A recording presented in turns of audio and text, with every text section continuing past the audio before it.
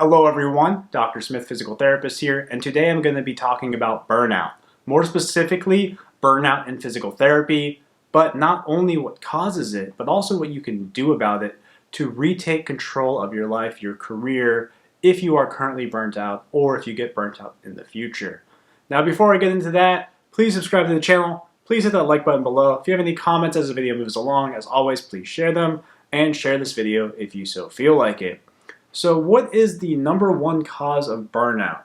The number one cause of burnout that I've seen in physical therapy is the cost of education for the starting pay.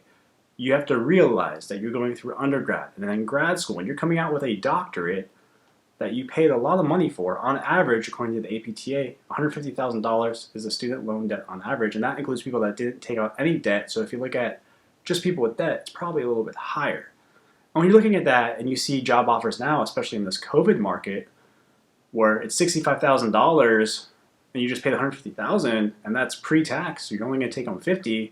Well, if you're not living for free and, I'm assuming that you have expenses of some sort, it's going to take much longer to pay that back. Luckily, right now, there's the interest freeze with COVID that's going to go away, I believe, in September. But when it goes back to 7% at $150,000, you're only taking home $50,000 a year. You're going to burn out quickly because, yes, you can live cheaply and save money, but when you can be investing in other properties, but all your money is going to that loan, depending on your repayment strategy, it's going to burn you out, and you're going to feel like, is it worth the ROI? And most people would say no, because at the end of the day, money does matter, and anyone that doesn't believe so is either lying to themselves or independently wealthy and really has no concept of money. Because if you don't start as high as you possibly can, then you're never going to make as much as you could possibly earn over a lifetime. And the reason why I teach you how to get paid in my home health course, and actually now in other settings, you'll see videos coming out later, is because when you start as high as possible, it makes your life easier, but not only that, it gives you more capital to invest in your own business, invest in masterminds, invest in other things, provide more for your family if you want to take a vacation. So the reason why I help you get paid as high as you possibly can is so that you can actually quit your job and do something else at some point, but I want to help you accelerate that, expedite that process, and that's why I created my course in home health and am now branching out into other settings, because I was burnt out as a new grad PT, being underpaid and undervalued. So we have that the cost of education is a contributing factor to burnout. The next thing, and yes, being undervalued is also a factor, but that's going to be talked about later. The next thing after cost of education is insurance. Insurance has ruined healthcare, and I'll make a video on the lies that your PT school has told you. Actually, if you know any lies that your PT school has told you, please comment below, and I'll add them in the video, or at least see if they correlate to what I've thought of about lies I was told. You'll see that when you're in clinical skills, like your first, second semester, you learn about documentation. Well, does documentation really matter? In a sense, yes, but in another sense, no, not really. There's only two reasons documentation matters, and that is to prove that you saw a patient if you're in a lawsuit, and number two is to not get denied by payers, because schools are teaching you to basically be a data entry machine for the insurance companies in the standard model. So when you have this set up, and not only in physical therapy, in all healthcare, physicians deal with this, everyone deals with this in healthcare. When you have this model, you can be the best therapist, give the best patient care, but if your notes suck, you don't get paid. And that's why I tell a lot of people to just go into cash pay. Pre-COVID, I would say travel, because at least you get paid for all your notes off the clock, but that's a whole other topic that will be talked about in another video. So in this model, you literally become a professional who holds a doctorate and a medical license who is just a data entry worker, and you realize that you're spending all day just typing away at the computer because that's what gets you paid, gets your company paid, and they would rather you go tap, tap, click, click, not ignore the patient, or go like this, ignore the patient, and just type away all day, because those are billable units. And with the 8% Medicare cuts coming, we're going to see other insurance companies are going to be like, hey, Medicare is paying 8% less, so why don't we pay 8% less? It's going to create more of an issue to bill more, see more, and mills are going to basically be seeing more patients than they are already, which is kind of insane.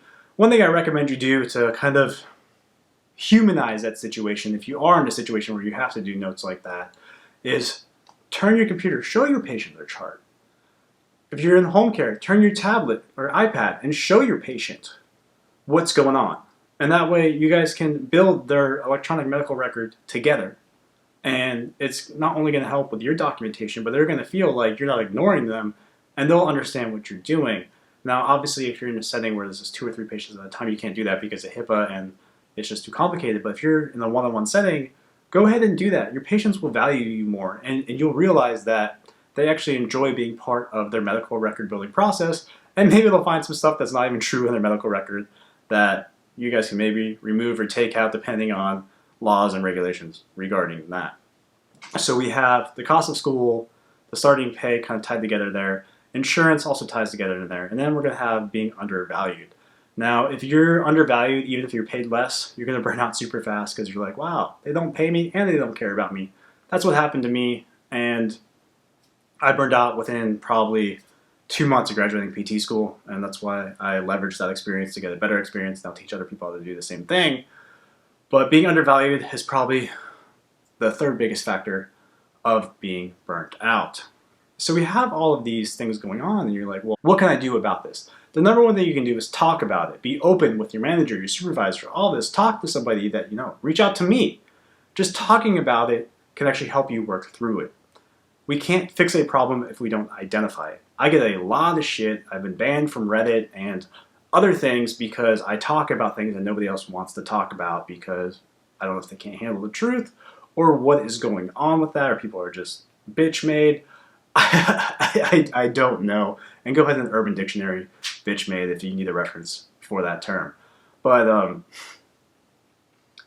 by just talking about the problem, we can actually identify it. And once we identify it, well, then we can fix it. And I'm not saying I have the solutions to all the problems, but I'm saying a good place to start is to talk about that problem. And if you're burnt out, you should talk about it, because I don't want to see somebody thinking like, oh, I have this many student loans and I don't know what to do, and then they think about killing themselves, they think about doing other things, which we will see, especially if this keeps going up. We're already seeing a huge problem with physicians and suicide, and I can definitely see it trickle down into other professions if people don't understand certain things about finances and other things. And why I've been putting out content is, yes, these are problems that I talk about, and yes, you probably will burn out, but if you have solutions to do other things or just at least identify resources, then at least it's helping you in some way. These are the main factors that lead to burnout. What you can do about it, obviously, is talk about it. The next best thing is, people say that money doesn't matter, but it does matter because your glass ceiling, as I mentioned earlier.